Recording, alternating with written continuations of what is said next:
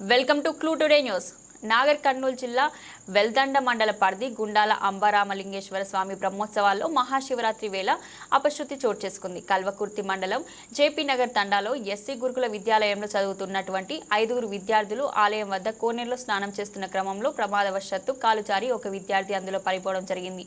ఆ విద్యార్థి వనపర్తి జిల్లా గోపాల్పేట మండలం మున్ననూరు గ్రామానికి చెందిన ముల్ల ఓమేష్ విద్యార్థి కోనేరులో గల్లంతైనాడు. ఇట్టి విషయం తెలుసుకున్న ఎమ్మెల్యే కసిరెడ్డి నారాయణ రెడ్డి వెంటనే స్పందించి 5 మోటార్లు పెట్టి నీటిని బయటకు తీస్తున్నామన్నారు.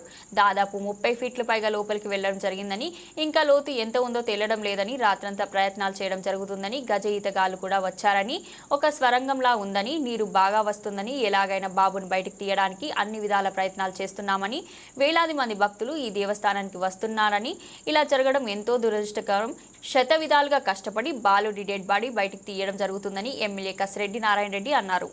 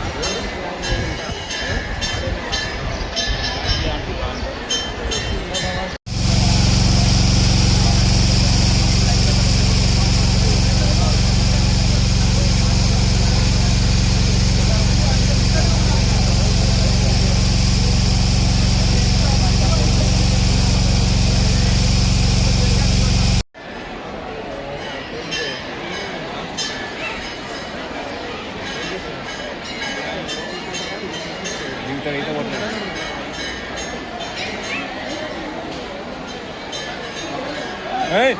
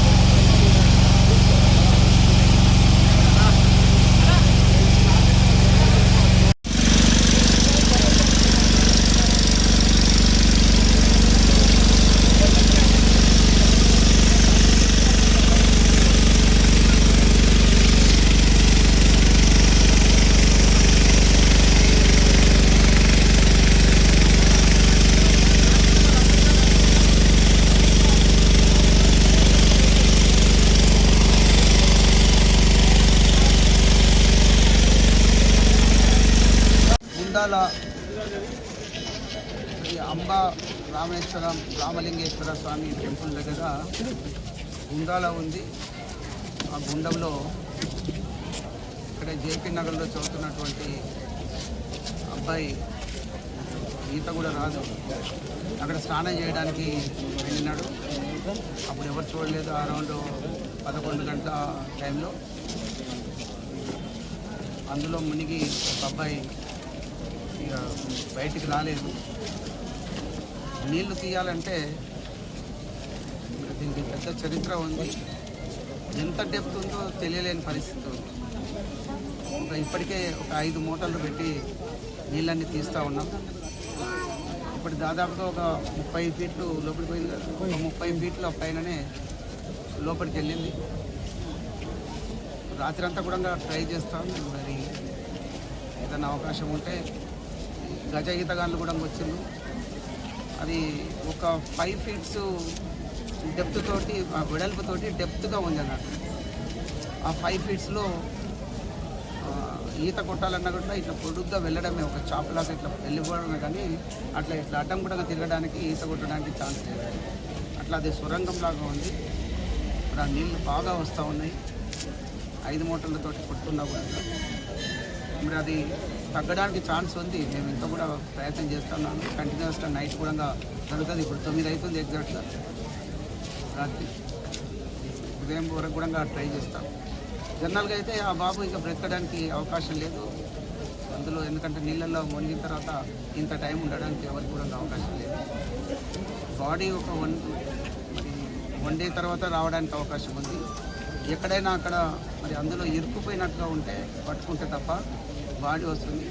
అప్పటిలోపటే రావాలని అన్ని విధాలుగా ప్రయత్నం చేస్తూ ఉన్నాం. ఆ కొండి పెట్టి లాగించడానికి అది అన్నీ చేస్తాము.